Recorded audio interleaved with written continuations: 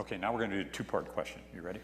I'm going to ask you which product in the world you would redesign or reinvent, something that's well positioned for improvement. And then secondly, excluding this panel, what's a company or group whose designs you really admire? We're going to begin with Tony. Okay, good. Well, let's start with a company I admire, and it's not really in the tech space, but something that's really changed the way people consume coffee, and that's really Nespresso. Nespresso has done a tremendous job of their branding, of their design, the entire experience, their retail experience. They've added very little technology, but all of those things have just changed the nature. My wife is a junkie for Nespresso. So when I see that, and she's telling all of her friends about it, and I see it all around the world, they've done a really good job. Things I think that can really be redesigned, the car. The car. The car, the interface on the car. It's absolutely, they're taking off buttons and they're putting on buttons. It's all about touchscreens. It's literally, design du jour. Okay, so what would be in your ideal car? Well, the ideal car, we won't get into self-driving versus, regular driving. But, for me, we're trying to blend infotainment with safety and security and proper driving. And what happens is we have all of these engineers and all these car companies worried about making, tweets from your dash and, music from anywhere. And I'm like, guys, you're just trying to replicate Silicon Valley. You're not going to do it at each of these car companies. They have thousands of software engineers trying to do infotainment. And when I look at, we're all carrying these incredible devices with us that do everything for us. I see the car really as being, as we used to be called in the 90s, keyboard, display, and mouse, right? You'd take your laptop and you'd hook up a keyboard, display, and a mouse. It was all the input to make it to be something bigger.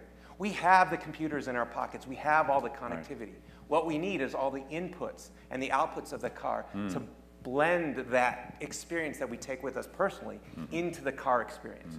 To me, that's, we fought it so hard with iPod connectivity in a car and iPhone. We're still not even there yet. We're not even close. Not close. I can't wait to see the car you designed someday. Dave Morin, two-part question, right?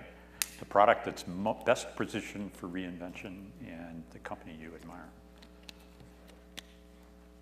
I think about healthcare a lot, and in particular, I have a lot of friends having babies right now, and I visit them in the room that you have to, Yves and I talk about this all the time, that healthcare is sort of a blue ocean design problem. There's like so many design problems, it's hard to choose one. Everywhere you turn. Yeah, literally.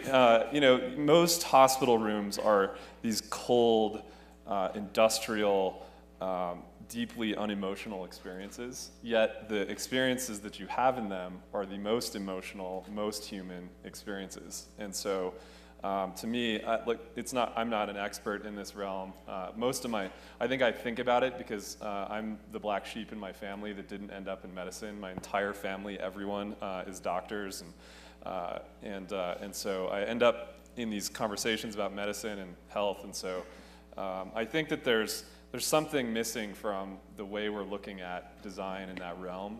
And the company you admire the most, not here in design. That's an interesting question. Well, we can come back to it. Mike McCue.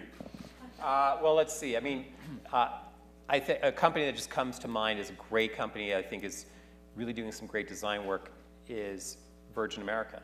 They're designing the whole process of being on a plane, and I love that. And the thing that I would love to do to, in another life would be to design a better airplane, a fundamentally better airplane, something that would be probably supersonic, something that would be substantially more comfortable, easier to board.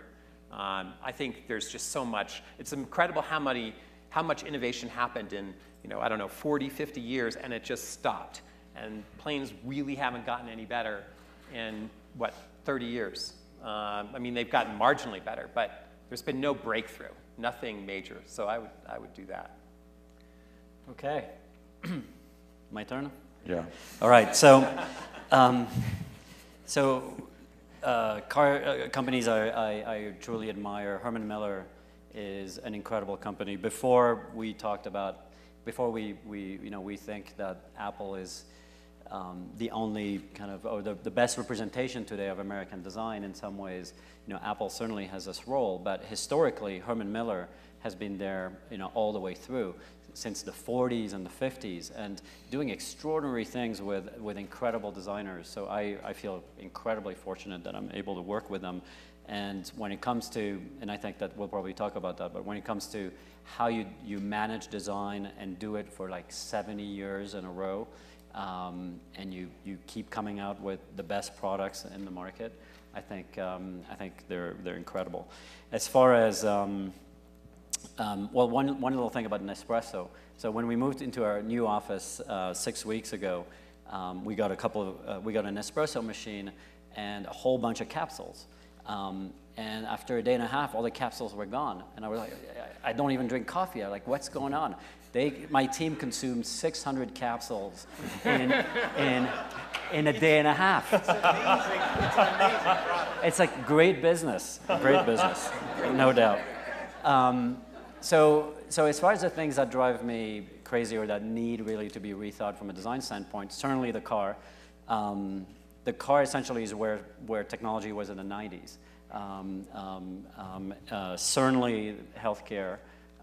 It's incredible how much money goes in there and how little design, human factors, ergonomics, you know, how little we think about any of that. But I'll jump in here with something else, something different, which is I believe the screen interface is the next product that we need, the next frontier that we need to redesign. We spend way too much time on our screens. There's a few of you there.